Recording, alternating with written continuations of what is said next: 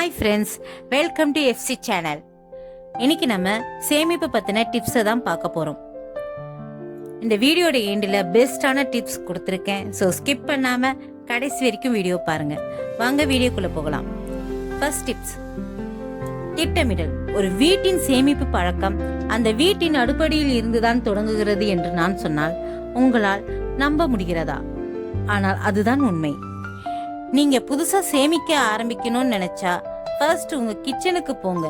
அங்க என்னென்ன இருக்கு என்பதை நோட் பண்ணுங்க. வீட்டுல இருக்கும் பொருட்களை வைத்து சமையுங்க. தேவையான பொருட்களை மட்டும் கடையில வாங்குங்க. இதனால உணவு பொருட்கள் வீணாவதும் குறையும், நம்ம பணமும் மிச்சமாகும்.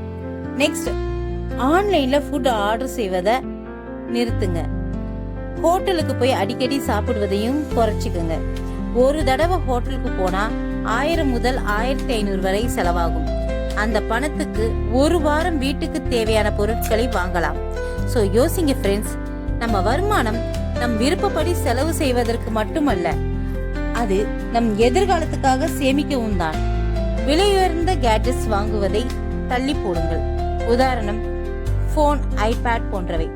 நம்ம கிட்ட நல்ல போன் இருந்தாலும் யாராவது அப்கிரேடட் வெர்ஷன் வந்திருக்குன்னு சொன்னா போதும், ஒரு சிலர் அதை எக்ஸ்சேஞ்சில் கொடுத்து புதிய போன் வாங்கிடுவாங்க.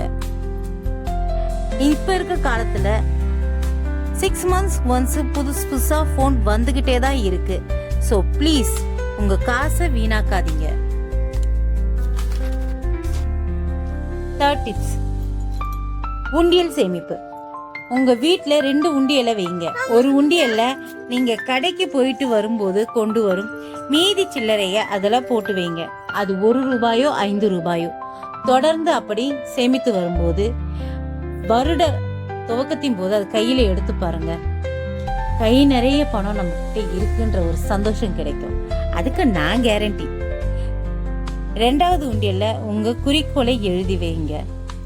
குறிப்பா பிள்ளையின் எதிர்காலத்துக்காக, பிள்ளையின் படிப்புக்காக. அப்படி எழுதி நம்ம பயன்படுத்தும் போது அடிக்கடி உண்டியல்ல இருந்து பணத்தை எடுக்க நம்ம மனசு வராது. சேமிப்பு என்பது சிறிய தொகையாக இருந்தாலும் தொடர்ச்சியாக சேர்ப்பதுதான். சில பேர் உண்டியலில் காசு சேர்க்க தொடங்குவாங்க, கொஞ்ச நாள்ல நிறுத்திடுவாங்க. இல்லைன்னா அடிக்கடி பணம் தேவைப்படும் போது அதுல இருந்து எடுத்துருவாங்க. நீங்க அப்படி செய்யாதீங்க. சேமிக்கிறத ஒரு பழக்கமாவே மாத்திக்கங்க. 4, சேமிப்பை பற்றிய வீடியோஸ அதிகம் பாருங்க. யூடியூப்ல சேவிங்ஸ் பத்தியும் முதலீட்டை பத்தியும் நிறைய இன்ஃபர்மேஷன் சேனல்ஸ் இருக்கு. அந்த வீடியோஸ பாருங்க, புது புது ஐடியா கிடைக்கும். ஒரு விஷயத்த பத்தி நம்ம அதிகமா கேட்கும் போதும் பார்க்கும் போதும் நம்ம சேமிக்கணும்ன்ற அந்த பழக்கத்துக்கு அது ஒரு உந்துதலா இருக்கும். நம்ம சேமிப்பை நிறுத்துவதையும் பத்தி யோசிக்க கூட மாட்டோம். தொடர்ந்து சேமிக்கணும், அது எப்படி முதலீடு செய்யணும் என்பதை பத்தி நீங்க இன்னும் அதிகமா தெரிஞ்சுப்பீங்க. 5வது, போஸ்ட் ஆபீஸ்ல சேவிங்ஸ் அக்கௌண்ட் ஓபன் பண்ணுங்க. நம்ம போஸ்ட் ஆபீஸ்ல சேவிங்ஸ் இல்லைன்னா ஆர்டி அக்கௌண்ட் ஓபன் பண்ணி மாசம் 500 ரூபாயோ அல்லது 1000 ரூபாயோ சேர்த்து வாங்க. 5 வருடத்தில் வட்டியுடன் சேர்த்து பெரிய தொகையாக மாறும். லட்சக்கணக்கில் இல்லை என்றாலும் நம்ம கையில ஒரு நல்ல தொகை நம்ம கையில இருக்கும்ன்ற நம்பிக்கை இருக்கு.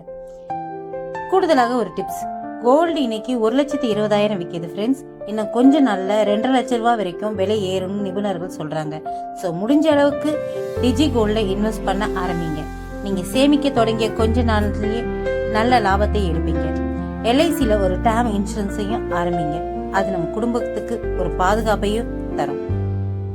இந்த டிப்ஸ் உங்களுக்கு பயனுள்ளதாக இருக்கும்னு நம்புறேன். நன்றி. இந்த வீடியோ உங்களுக்கு பிடிச்சிருந்தா லைக் பண்ணுங்க, ஷேர் பண்ணுங்க, சப்ஸ்கிரைப் பண்ண மறக்காதீங்க. நன்றி.